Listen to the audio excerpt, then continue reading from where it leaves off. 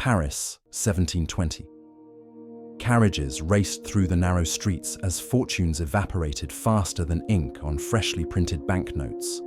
And at the center of the storm stood a single idea, beautifully rational, brilliantly modern, and fatal. John Law's Mississippi scheme didn't collapse because it suddenly became unsustainable. It collapsed because for years, everyone believed it couldn't. And that is where our story begins.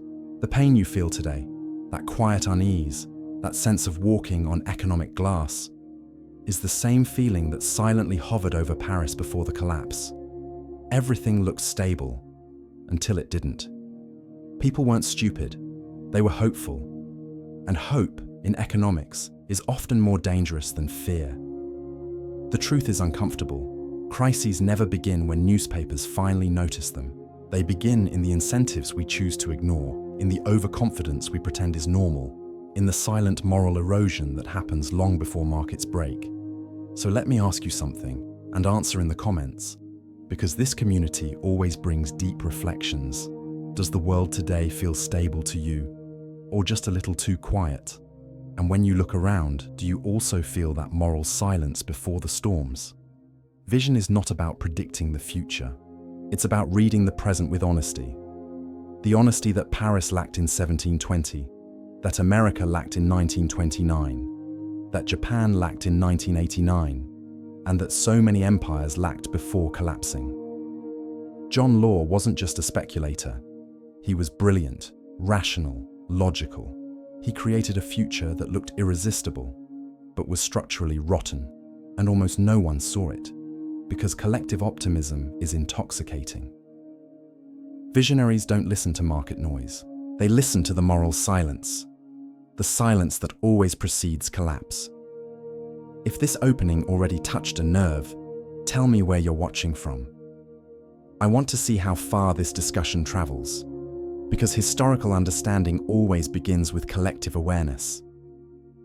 Picture the late 1920s, jazz in the streets, skyscrapers rising like monuments to an endless tomorrow, and a nation convinced it had finally outsmarted gravity.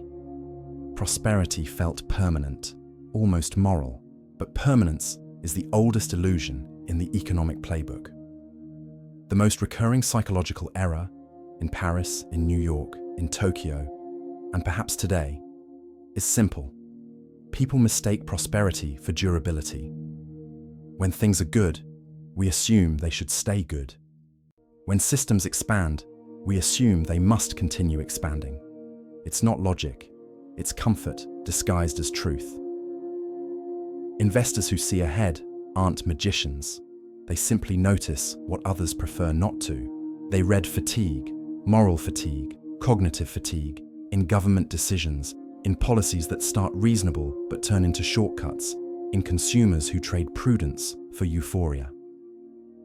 There is a mechanism, quiet and universal. When fear disappears, risk grows. Not loudly, not dramatically, but in silence, the kind of silence that destroyed John Law, that preceded 1929, that hovered before every modern rupture. Incentives tell the real story. Whenever a system starts rewarding excess credit, excess optimism, excess complacency, it is already planting, in slow motion, the seed of its own collapse. Look back at the 1920s. The narrative of eternal growth wasn't just wrong. It was a symptom, a warning disguised as celebration, a society running fast precisely because it was afraid to look down. And here comes the moral fracture, the crack beneath every golden decade. When a society becomes addicted to good news, it loses the ability to read reality. Before we move to Chapter 2, let me ask something to those watching now.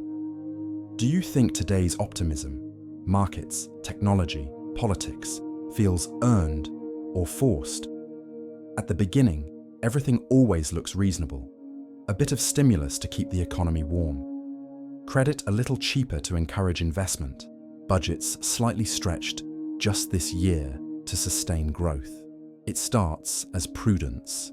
It ends as distortion. Every major crisis is born from a policy that once made perfect sense.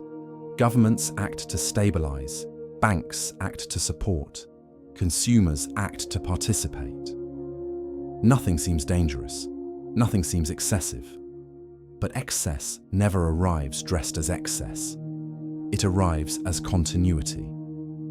Visionary investors don't watch absolute numbers, they watch acceleration. It's not the size of credit, but the speed with which it expands. Not the interest rate itself, but how fast complacency spreads around it. The irony, and the tragedy, is that systems fail not when things go wrong, but when things go too well. Japan in the 1980s is the perfect mirror. What began as disciplined growth turned into prosperity so consistent, so mathematically smooth, that no one wanted to admit it was no longer rational. When a system works too well, it stops being a system and becomes a belief, and beliefs are dangerous in economics. The moral point is unavoidable. What is right loses its meaning when the context changes and no one wants to update the truth. A policy can be brilliant at one moment and suicidal in the next, but societies rarely recognize the turning point, because recognizing it means accepting that comfort is over. Before we step into Chapter 3, here's a question for those watching. Can you think of a policy today that still looks responsible, but whose acceleration already feels like a warning? Every crisis carries equations, charts, models, but beneath all that, there is always the same ancient engine: human behavior. Markets don't move first, people do. A crisis is never just a financial event. It is a psychological phenomenon amplified by the machinery of credit. The numbers collapse only after the emotions have already collapsed internally. Charts show the aftermath, not the cause. The human brain is wired to react late. We respond to danger only when it becomes visible, when it stops being a probability and becomes a headline. Visionary investors study patterns of emotion, not just metrics. They read the tension beneath the data, the hesitation behind the statistics, the way comfort quietly turns into blindness. And comfort is the real trap. Because comfort feels rational, comfort feels earned, comfort feels safe.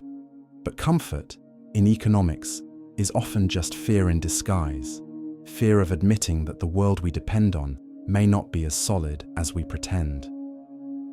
Before 2008, the collective belief was simple and universal. Real estate never falls. That sentence alone was a psychological diagnosis, not a forecast, a confession, a society telling itself a story to avoid confronting the fragility beneath its own prosperity. The modern economy is a mirror, and most people don't like what it reflects. It shows our denial, our overconfidence, our desire to believe in stability even when the ground already trembles. Let me ask you, answer honestly in the comments, because this community thinks deeply. Do you think people today respond to risk, or only react once the pain has arrived? Empires rarely fall because of a single blow. They fall because something deeper and quieter breaks long before. The moral discipline that sustains their numbers. Every financial system has a moral limit, not just a mathematical one. Long before spreadsheets collapse, the story collapses. The coherence between what leaders say and what balance sheets reveal begins to erode. And once narrative governs numbers, instead of the opposite, the crisis stops being a possibility and becomes a schedule. The most attentive investors aren't looking for explosions. They look for contradictions. Governments promising discipline while expanding deficits. Institutions preaching stability while relying on leverage. Societies defending prosperity while living on credit. It's the gap between words and reality that signals rupture. Look at Britain after 1945. The empire still had flags, treaties, prestige, but none of that could hide the truth. The economic engine that financed its global presence was exhausted. The collapse was not military, it was moral and fiscal. A system spending more energy preserving its image than preserving its fundamentals always reaches a breaking point. Great structures don't crumble by shock, they erode, they decay, they lose credibility in layers until one day, suddenly, they seem to fall at once. But nothing truly falls suddenly. It collapses because the slow erosion was ignored. So let me ask you, because this is the question that separates those who see the present from those who merely consume it. Do you think today's global financial powers are strengthening or simply managing an erosion no one wants to acknowledge? Crises never announce themselves at the center. They whisper at the edges, in small, seemingly irrelevant places where almost no one looks. Visionaries know that markets speak softly before they scream. The first signals are never dramatic. They are subtle degradations in liquidity, small shifts in credit behavior, almost invisible hesitations in interbank confidence. To the untrained eye, nothing appears wrong. To those who listen, everything sounds familiar. Silent movements in small sectors often reveal massive distortions underneath. Because fragility is fractal, it appears first where the system is thinnest. And yet, societies always look at the big indexes, the big banks, the big headlines, while the truth hides in corners no one bothers to monitor. The lesson, repeated for centuries and ignored just as often, is simple. Crises never begin in the headlines. They begin in the footnotes. Take the subprime market before 2007. It was labeled irrelevant, contained, too small to matter. But it carried the DNA of global collapse, distorted incentives, credit euphoria, the collective belief that prices only move up. The periphery was already screaming. The center simply refused to listen. The visionary logic is almost moral. Observe what others ignore. Not out of paranoia, but out of respect for reality. The system always reveals its cracks, but only to those willing to look beyond the comfort of official narratives. Before we step into Chapter 6, reflect in the comments. Where do you see today's small cracks? In tech, in banking, in sovereign debt, or somewhere no one is talking about yet? Visionaries don't predict the future. They map tensions. They build mental models that connect politics, psychology, technology, incentives, and moral drift. They don't ask, what will happen? They ask, what must eventually break?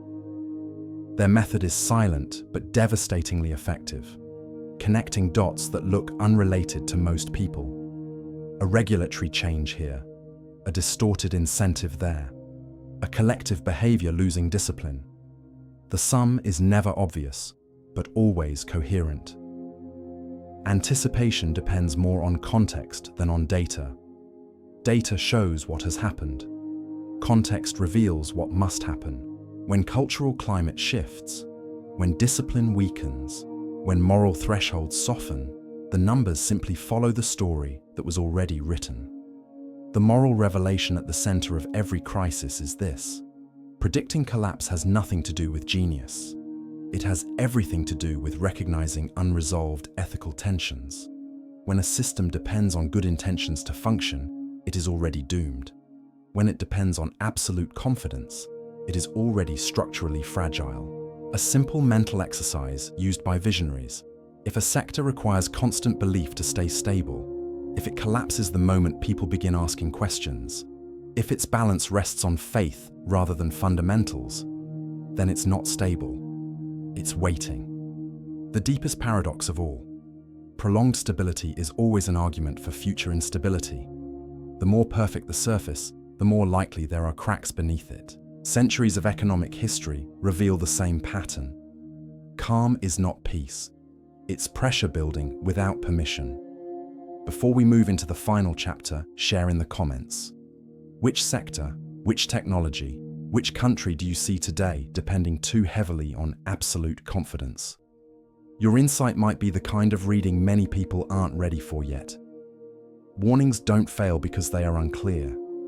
They fail because the human mind rejects any truth that threatens present comfort. When life feels stable, warnings sound exaggerated. When the economy seems predictable, caution sounds pessimistic. It's a self-protection mechanism. Acknowledging risk means acknowledging vulnerability.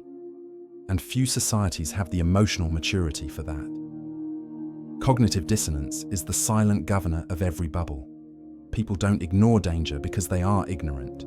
They ignore it because acknowledging it would force a painful restructuring of lifestyle, beliefs, and collective optimism. So they minimize, they mock, they postpone the reflection that could save them. The moral failure beneath every crisis is not greed, it's denial. We prefer narratives that protect our ego rather than truths that demand responsibility. We prefer believing it's not time to worry yet, rather than accepting that the time already passed. This mechanism creates what visionaries fear most: blind consensus. Because once the majority adopts a comforting story, the system is solid, the fundamentals are sound, the government has everything under control, dissent becomes socially inconvenient, and when social comfort outweighs economic reality, truth loses power. Look at Southeast Asia before the 1997 collapse. Warnings existed, many, but the region's prosperity felt so deserved, so linear, so reassuring that any alert was treated as pessimistic noise. The crisis didn't explode due to a lack of signals. It exploded because no one wanted to listen. So let me ask you, respond in the comments with historical honesty. Today, are warnings being ignored because they're wrong, or because they're inconvenient? If you've made it this far, prepare yourself. We're about to enter the final reflection. The moral lens through which every crisis, from John Law to Rome, reveals the same human pattern.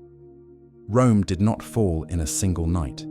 It dissolved in slow motion. Not through invasion, but through concessions. Not through defeat, but through erosion. Moral, fiscal, psychological. Exactly like John Law's Paris. Exactly like modern markets that confuse shine with structure and optimism with foundation. The invisible lesson that ties every chapter together is simple and cruel. Crises are not accidents. They are consequences, accumulated, ignored, and eventually unavoidable. They grow in silence, built by thousands of small human decisions that sacrifice discipline for convenience. All true visionaries, from prudent financiers to historical thinkers, share the same gift. They study patterns of behavior, not predictions. They watch human nature, not headlines. They see moral drift long before financial drift. Rome's decline mirrors every modern cycle: small compromises, narratives replacing numbers, confidence treated as currency. And when confidence finally cracks, the collapse simply follows a script written decades earlier. And that brings us to the moral invitation, the part most people avoid. Understanding crises before they happen isn't a display of brilliance. It's a commitment to honesty. It's the courage to look at the present with the clarity most people only find after pain. Because the real power, the only power an investor, a citizen, or an observer truly has, is not predicting the future. It's recognizing when the present is already announcing what no one wants to see. So I leave you with two questions, as uncomfortable as history demands. What small concessions do you see today that future historians will call the beginning of our decline? And are we witnessing resilience, or a modern Rome living through its final years of apparent stability? Tell me in the comments. The truth always begins with a conversation, and if you want to keep exploring these hidden layers of perception, then subscribe to the channel and stay close.